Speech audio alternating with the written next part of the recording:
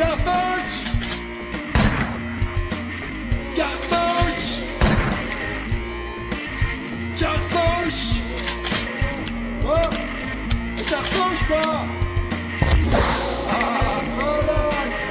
Cartouche! Cartouche! Cartouche!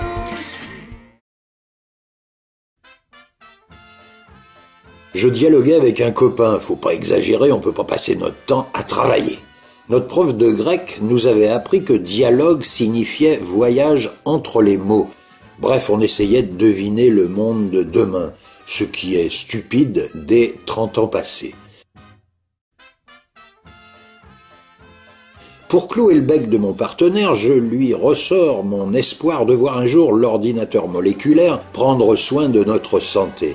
Imaginez, on va vous injecter dans le sang un mini-ordinateur qui passera son existence à téléphoner à votre toubib pour lui signaler qu'à la pliure de l'aorte, il y a une accumulation de fromage de tête ou de nicotine.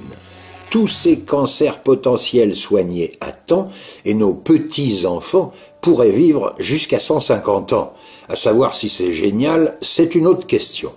Et là, mon copain me regarde comme un homme politique regarde quelqu'un du peuple. Vous savez, cette sorte de mépris tranquille.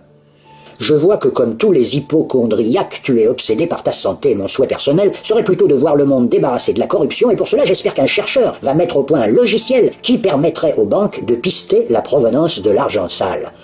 Quel tricheur, mon pote, car c'est le sujet du polar de Dion Meyer, ce génial écrivain qui, depuis 10 ans, nous aide à décrypter la société sud-africaine, dans son dernier bouquin, Cobra.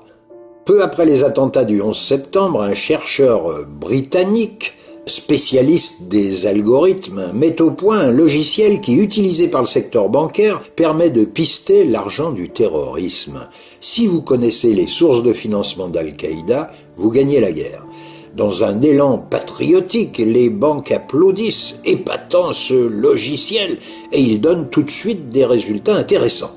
Mais le chercheur poursuit le développement de son outil et annonce que désormais il peut servir pour pister l'argent de la mafia et pourquoi pas celui des hommes politiques qui seraient corrompus.